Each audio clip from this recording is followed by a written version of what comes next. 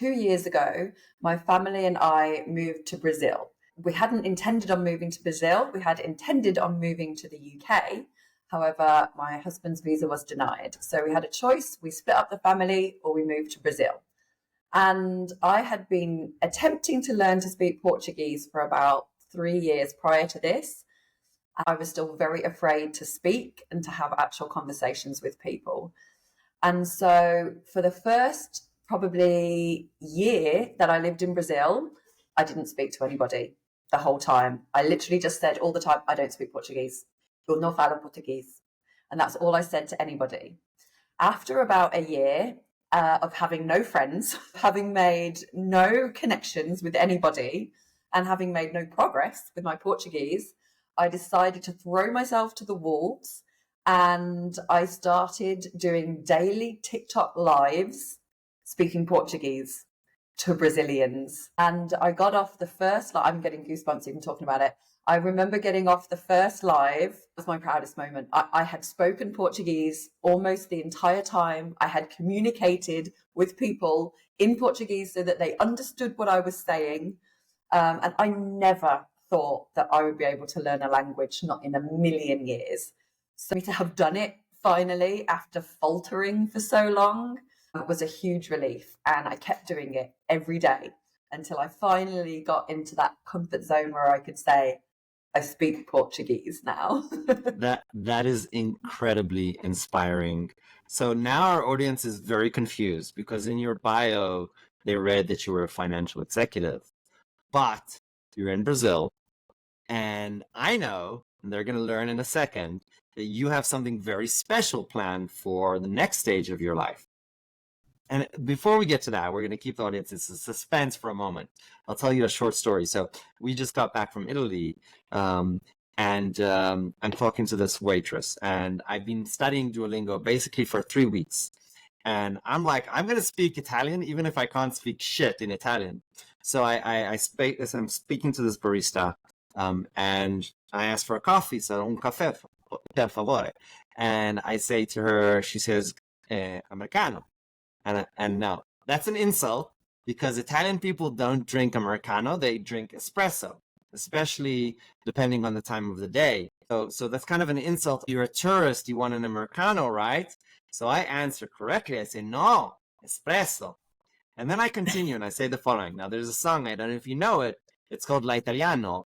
And basically the song, one of the things in the song is, in Italy, I'm a real Italian.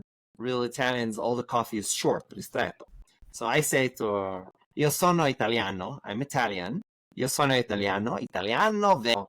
And italiano vero is from the song and it means a proper Italian. And so she, of course, fell down laughing. So I love your story because I think language is such an important way to connect to people. And hearing you go through that journey, I felt the goosebumps as well. That's absolutely amazing. And you're in Brazil. You're starting a new phase of your life and you're doing something incredibly interesting. Tell us about it. I was inspired probably around a year ago now to create a healing center. Now, I received this idea in meditation and I work with my intuition. That's what I do. I follow my intuition. I live an intuitive lifestyle. So I saw this vision. It was kind of in a jungle. There were rooms and I knew that it was a healing center. It was a place people could go to unlearn the limitations that they are living by and embrace a new lifestyle following their intuition. And so I had absolutely no idea how I would do this. I was in Brazil. I didn't have a visa to work. I had no income for about a year and a half at this point. I was coaching people, but I wasn't yet making an income from coaching people. I didn't know where to start. It just seemed like a huge project. But my intuition had shown me what it wanted me to do, so I just started doing it. I put together a pitch deck. I started talking to people about the idea. I started getting ideas, getting momentum, connecting with other people that had opened similar spaces or wanted to open similar spaces. I need to stop you right there because this is crazy. I just need to bring the audience with us in this journey. You're a CFA. You were working for an investment company, right? Before that, if I'm not mistaken, you worked for a bank, RBC. Yes. And you're an analyst. So you come from a very heavy analytical background, and you Yes. clearly had some kind of mental breakdown associated with visions, and you completely change your life. Like, you've got to, we Yeah. can't just jump there. We've got to go through the goriness of, look, I am weary of talking to finance people, because no offense there, but very often they're not. You are probably the most interesting, finance person, I've ever spoken to. So walk us through your, let's call it existential crisis with the finance world. And I'm being a little dramatic here. I apologize, but Yeah. you made a change. Give us a I little bit made a of change. background before we jump into this exciting new phase. Okay. So I had worked in finance for about 15 years when I decided to open a cafe. So I was living in Sydney, Australia at the time, and I started putting together ideas and plans for a cafe while I was working in my finance job, and actually while I was finishing my CFA. So all at the same time, I was working full time, I was studying for my CFA, and I was planning to open a cafe. I opened the cafe and later left finance with a vow never to go back. Following that, I opened another cafe and then a fine dining restaurant. Wait, I'm not going to let you off the hook. Why did you make the vow never to go back to finance? So, finance, I enjoyed it. The money was good. The people were friendly, but I was never filled with passion by it. I did finance because I like numbers. I studied mathematics at university. I like numbers. I would have got into accounting simply for lack of knowledge that other careers existed using numbers. And then I remember after I left uni, somebody else went into finance, and I was like, oh, I don't have to be an accountant. There's this whole other industry I can do. So I kind of fell into finance. And the role that I was doing, the analyst role, it was super easy. So we did monthly reporting. So I would only work really for about 5 days of the month. For the other 3 weeks of the month, it was kind of project work. It was boring. And the career progression from where I was as an analyst would be into management. And it's just not a route that I wanted to take. I didn't want to get myself further into finance and managing other people, helping other people with their careers, when it wasn't a career I got any fulfillment or enjoyment out of. Like, I always knew there was something else out there for me. I just didn't know what it was. And it was a very comfortable life, with really good money. Like, the hours weren't so bad. I was able to work on other projects while at work because for 3 weeks of the month we weren't busy. So, and for 15 years I did that. I was ready for the next challenge. And I love cooking. I love cooking. I grew up cooking with my father, cooking with my grandmother. Like, everybody told me that the sweet treats I made, and I used to have people over for dinner all the time, was really, really good. So I wanted to give that a go. So I opened the cafe, and then another cafe and a restaurant. Vowed never to go back to finance. And then it all got too much. So the cafes and the restaurant were incredibly successful. The restaurant almost got the equivalent of a Michelin star in its first year. They don't have Michelin stars in Australia. They have chef's hats. So we were half a point off in our first year. The cafes would have lines 2 hours long. People would line up in the baking sun for 2 hours to get a seat at my cafes. They were incredibly successful. But running a cafe and a restaurant together, you start work at 5 a.m. and you finish work at 1 a.m. Yes. Like, it's not sustainable. And there's a massive chef shortage in Australia. I believe other parts of the world have this as well. So the staff turnover was constant, and I was constantly having to step in as a waitress, as a barista, as a chef sometimes. And so I always had to be there. I couldn't travel. I couldn't take time away at this time. So this was age like 28 to kind of 33. And I wanted to have a family. So I just decided to give it all up. The restaurants were at a really great place. So I sold my share in the restaurants. It was like a year or 2 years before COVID. My goodness, I didn't Good have job to go there. through You that. got that's as lucky as you can get. Yeah, excellent timing. So I did really well. I made a lot of money out of that, and that was me done with restaurants. I didn't Okay. know what to So do with so so myself. you call yourself in your LinkedIn financial executive, emotional coach. That's not true. You're a serial entrepreneur and a successful one at that. Is that a fair statement? Yes, I would say serial entrepreneur is definitely a fair statement because I did go back to finance after the restaurants because I didn't know what else to do with myself. I had a It's lot okay. of money and I knew it wouldn't last forever. I wanted to make sure I invested the money into something that would create a future for me. And like me personally, if I have money in my bank account, I'm going to be spending it. Right, right. I'm there. I'm right So I there. I'm lived it right up there for with like you. 6 months, traveling, partying, going Okay, to okay. Hold on, festivals, hold on. living like, I can't ignore this. What? Okay, in those 6 months, like I've been in a lot of great places. Mine is definitely like Finland and Italy are probably one of the two best. And I've been everywhere from the Tierra del Fuego, the Fire Valley in Argentina to the in the north probably Finland and Far East everywhere. What is your favorite? Like what was the best of the best in those 6 months? um, like I've been to a lot of countries, but my favorite's the USA.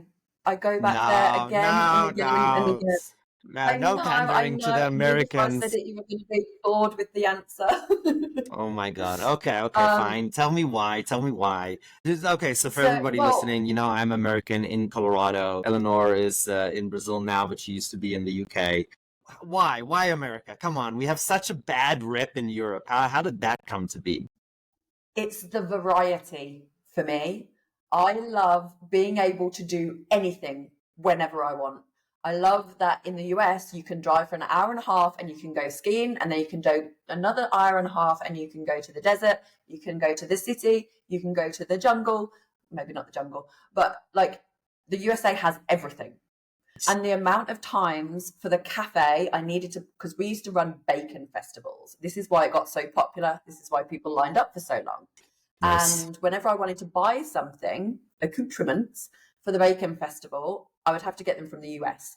And it just occurred to me that everything's in the US. Like when I go to a grocery store in the US and I see your shelves lined with every variety of every food you could ever imagine, and I compare that to what's available in Brazil, for example, where you can only buy Brazilian food, it's the variety. Like Right. my life is all about variety. My life is about trying everything, experiencing I love everything. that. I love that. And to my mind, you can do that in the US I better love than that. anywhere else. I love that. I appreciate that answer. We're in Colorado. I love Colorado. And you're right. You can go to the Great Sand Dunes, and that's, an hour or so. And you can go to amazing waterfalls and amazing lakes, and you can go skiing in what I think is the best, locations in the world, right? Vail and Aspen. And I love Breckenridge. I'm not a fan of the expensive places. You're right. It is true. We'll make, if you know what pilmeni is, we'll make pilmeni at home. But we can go to Euro stores and buy, everything from Spotin sprouts to all the European stuff to Brazilian stuff. Like we just got caipirinhas the other day. So I agree with you. I Nice. think that's a fair answer. I do miss the picanha. I do miss the churrascarias. Yeah. But there are certain things in Brazil that you have to do in Brazil. But fair enough. So okay, so wonderful. And then what's next? What happened And after? back to finance, but I was there temporarily, just knowing that I wanted to meet a guy, get married, have kids. I That was applaud my your goal at honesty. that time. Yeah. So I did what I do. I set my intention. I wrote a list of all the attributes I would like in a man, and I got myself on Bumble and Tinder, and uh, I dated, and I met the man of my dreams, the guy that ticked all the things on this list that I had set myself. Within 6 months, we were engaged, and we got pregnant on the same day that we got Wow. engaged. Wow. Which was also my sister's birthday. Wow. And so I got You that really do right. do That's what I wanted. I everything at wanted the a same family. time. That's amazing. Yeah. Why not? Why not? I am totally in love with your like outlook on how life should be lived. And I think you are the most amazing example of somebody who is, I'm gonna take every ounce of life that I can get and I'm gonna live it to the most. I wish people would just listen carefully to you and absorb what you're giving out, because this is how life needs to be lived. We don't have infinite time. We don't have infinite health, right? We can work hard to make sure that we have as much of it that we can by eating healthy, thinking healthy, and we'll talk about that too, because I know you've got something to say about that. But at the end of the day, the clock is ticking, and all I can do is advise to everybody not to be, at the side of the room just watching, but grab life by its horns, so to speak. So let me just I feel goosebumps. I love this. Okay, so Just wait for the next part. It's oh, gonna kill you. I know I set you up and died. So you're living life large. What does that mean? Well, so now I've got what I want, right? I've got my man, I've got my kids, and I'm doing this boring finance job. COVID hits. Right. End of the world as we know it, right? So I have my first kid, COVID. I have my second kid, COVID. Airports are locked down in Australia. We were not flying in or out, lockdown. Nobody going anywhere. So I couldn't see my family. My husband couldn't see his family. He's Brazilian. So we decided as soon as lockdown ends, we're out of there. We're leaving Australia. We're going to move to the UK. So we made plans to do that. We shipped our stuff to the UK. We shipped our dogs to the UK. We went to Brazil to await the visa, which should take 2 weeks.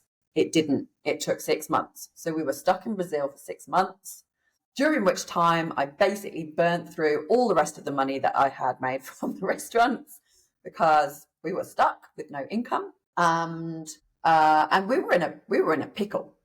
So once we got the visa denial, we decided to stay in Brazil. And for the following, let's say, year, it was dire straits. No money, no income, no idea what to do with our lives. Like just a struggle every month to magic rent from nowhere, to magic money for bills and food, and to pay for the kids' school. And I knew, so I had this vision, right? I had this vision, the healing center. I didn't know how I was going to do it. I had no idea, but I knew I was doing it. And so I set my mind on it, on that single focus, right? Every single day I got onto TikTok and I was coaching. I was live coach. I still do it. Live coaching on TikTok until I got clients, my own clients. And I had to practice what I preach, because I tell people to follow their intuition. I teach people how to follow their intuition. And opportunities came up to get income, right? And I had to decide, am I going to practice what I preach and stay focused on this one goal, or am I going to go back to finance, because I had a finance opportunity, and give up on this dream? I stuck with it. And everybody was just telling me, you are crazy. You need a job, get a job. Absolutely. One of you needs to get, because my husband doesn't work either. He was working for a while at a gym, but the wages in Brazil are awful. He was working 6 days a week and earning $92 a month. So just terrible, right? Imagine going to work for 6 hours a day, knowing that you're earning $5 for the entire day. It was demotivating. It wasn't paying our bills. It was just wasting his time, basically. I stuck with it. Single focus. I'm doing this. No plan B. I'm doing this. And I kept talking about it, and I kept coaching, and it all literally just magically fell into place. Last time I spoke with you, Ari, I was still looking for investors, right? Now I don't need them anymore. So my first of all, intuition led me to a place. Thank you. I'm getting goosebumps again. My intuition led me to a place that would be amazing for the healing center. It's a paradise island. And my intention was to purchase land and buy and build my own center. About a month ago, some friends of ours that own, we call it a posada in Brazil. A motel is probably the closest translation. They own a motel with 4 rooms and a small communal area. They've had enough of running it. They said, hey, we know you want to do this here. Do you want our hotel? Like, I couldn't have planned it better myself. So from the 1st of September, my healing center is ready to go. Just that is Somebody just that is gave me crazy. one. So let's few things we need to do some administration here. Okay, where in Brazil is this? So this is going to be in a place called Caraíva in Bahia, Brazil. Okay, it's a very small. They call it an island because it's cut off by the river on one side, the ocean on the other side, and native tribal lands on the other side. So you can't access it. There's no cars there. You have to take a boat. It's just the perfect place to go and disconnect from everything. Right. Okay. Question number 2. Who is your audience? Who can come and do this? My audience is particularly people sort of around my age, so kind of around midlife, that have put all of their focus into one area of their life, whether it be their family, their career, whatever it may be. And now they're ready for a more rounded experience. Or they've been through some life-changing event recently, such as a divorce or moving to a new place, and they want to restart their life, but they want to restart it and do it right this time. And is this people in Brazil, America, anywhere in the world? Who are you? Anywhere in the world. Anywhere in the world. Most of my audience is in Australia, the UK, and the US. Okay. So basically, American, going through what can only be described as a midlife crisis or similar to, and wants to figure shit out, but prefers not to buy a new car or divorce my wife. Exactly. Basically, yeah.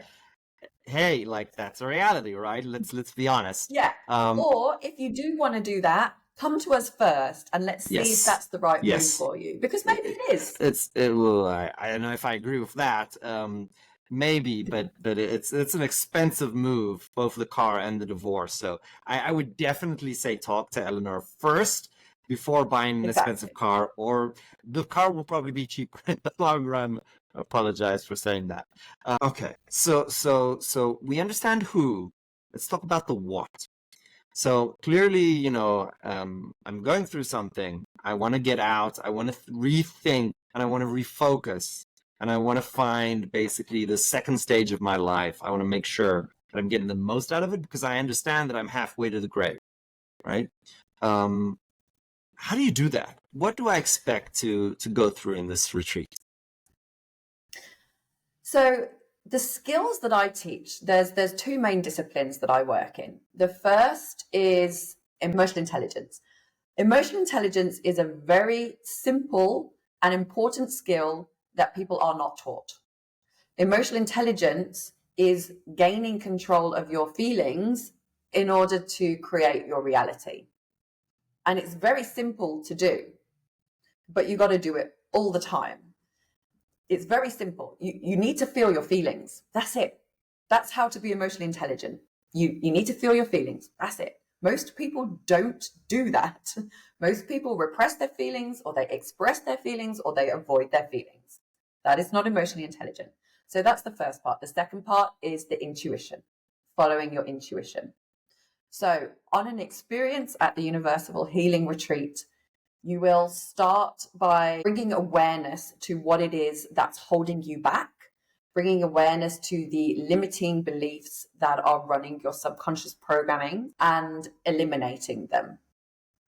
That's the first step. The second step is then to identify what it is you want to be doing. And we can do this using intuition. So there are several skills that I teach on how to communicate with your intuition, how to sort of awaken your intuition, because most of us have dumbed ours down by our feelings and by distracting ourselves. The things we could do as 5-year-olds, we've killed, right? Like, kids can do this. Exactly.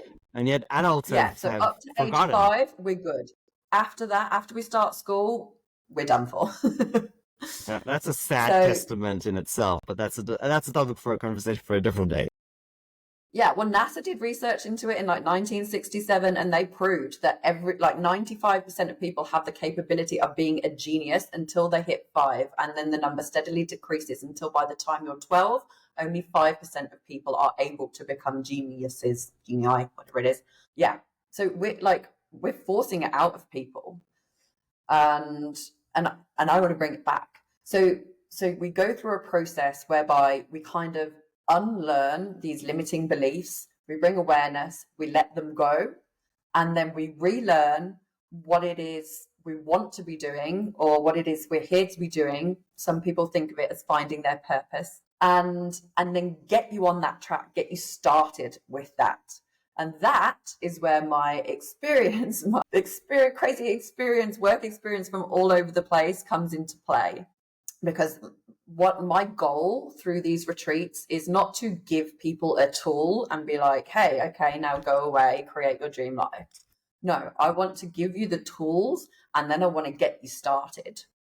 And so I have big ideas about where this is going to go in the future in order to help people do that most effectively. And like, I want my own reality TV channel based on this to allow people to get businesses started through creating audiences on social media, depending on what it is they want to do, of course. But with the end goal being, when you leave, you know what you want to do, you're on a path to do it, and there is nothing that can get in your way anymore. Of everything about this, I want to take a pause and talk to the skeptics. Everything that you're talking about is incredibly based on science. There is a lot of research that is talking about everything that you're talking about. So I want to take a second to talk about it. So if you are a skeptic and you don't know anything about biases and cognitive biases that are stopping you and how your brain works and brain 1 and 2, what I would recommend before you discount anything that Eleanor is talking about, go and read Thinking Fast and Slow by Daniel Kahneman and Amos Tversky. Go and educate yourself on the science. Go look up the articles that were mentioned. And because that's the basics for all of the things we're talking about that are basically limiting yourself based on these shortcuts that your brain takes. And then the education that's been beaten into us, which, is preventing, all these, let's say, characteristics that allow us to be successful, because we're all kind of being trained to be factory workers, to none of our fault. Taking the skepticism away for a second and allowing our audience to do their research offline. Let's come back. So we're coming to this retreat.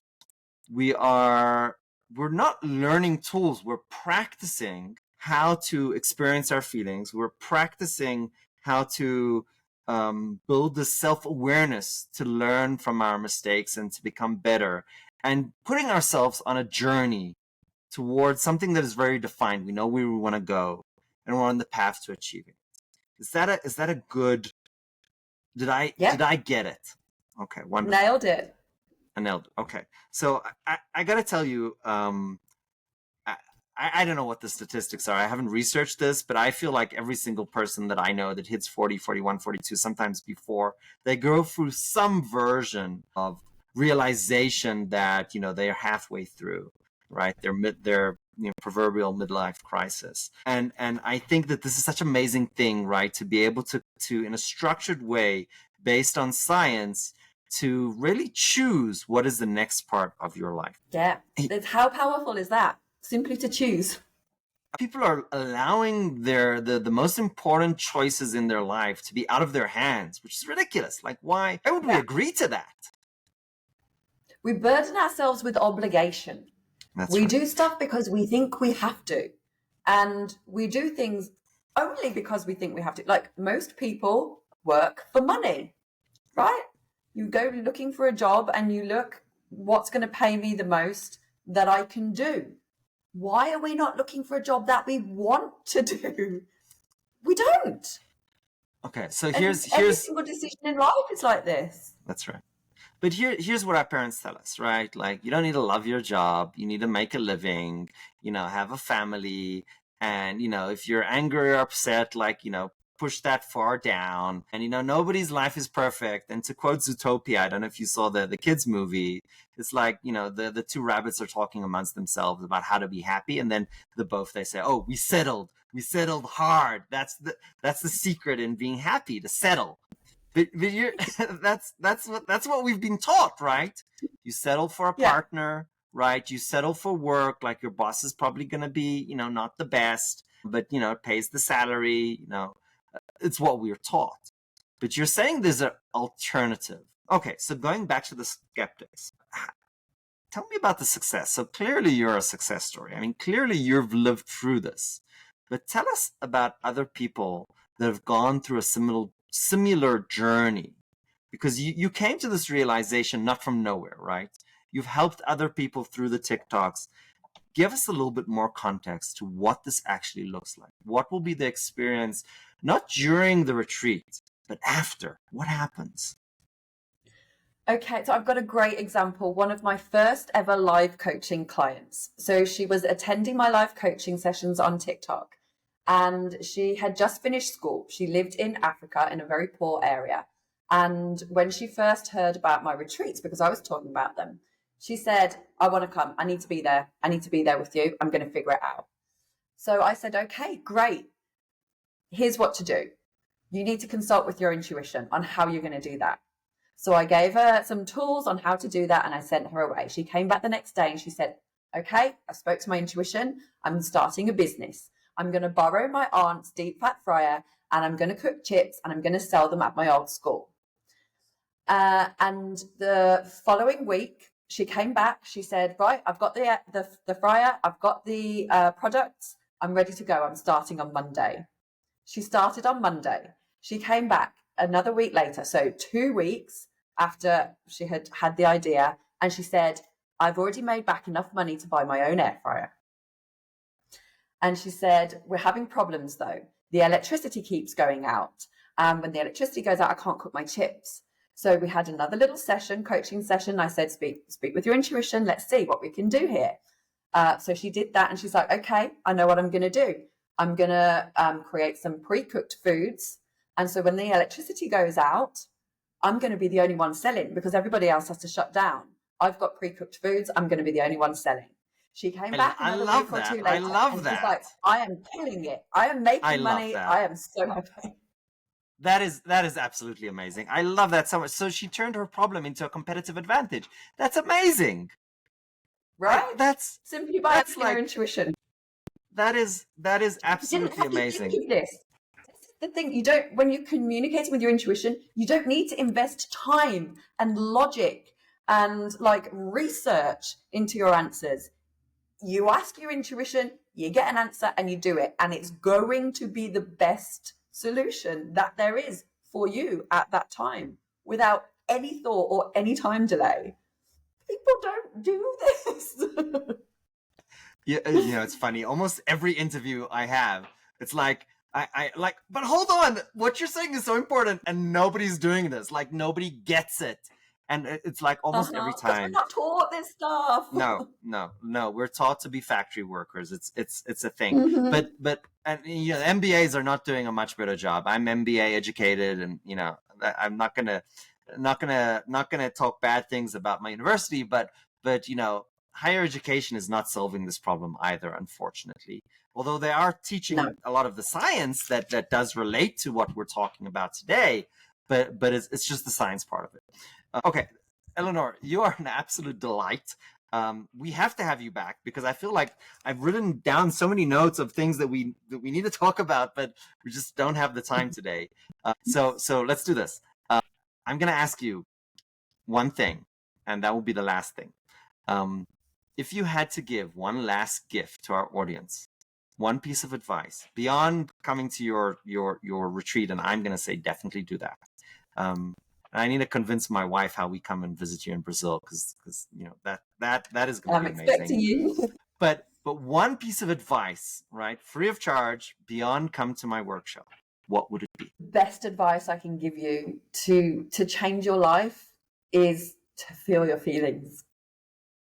Feel your feelings. And what I mean when I say that is, whenever you feel feelings come up, and ordinarily you would react in a particular way, whatever the circumstance is, catch yourself and take note of how your body feels. When you get a reaction to something, a subconscious reaction. And when you say take note, what does that mean? What I mean is, let's say you get cut off in traffic, and normally you would get really mad at the person. You would be beeping your horn, shouting out the window, and be in a really bad mood for the next couple of hours, snapping at your co-workers, whatever, right? Take a second. You get cut off in traffic. You want to get mad, but you become aware instead, and you feel the anger. You feel it in your body. Take away the label angry, annoyed, frustrated. Remove the label and become present with how it actually feels in your body. Allow yourself to feel it. And no matter how hard you try, you can't hold on to that feeling. Most of us avoid feelings because we're afraid we're going to die, right? Like, oh my God, no, it's too painful. I'm going to die. You're not going to die. The feeling will move through you if you allow it to, if you stop holding on to it, right? Allow the feeling to come up, reduce it to a physical sensation in your body with no labels, and just sit with it until it goes away, and then move on. So, I mean, this is magical. And the reason why this works is because you can't get rid of something that you don't acknowledge. You can't get past something that you're unwilling to feel.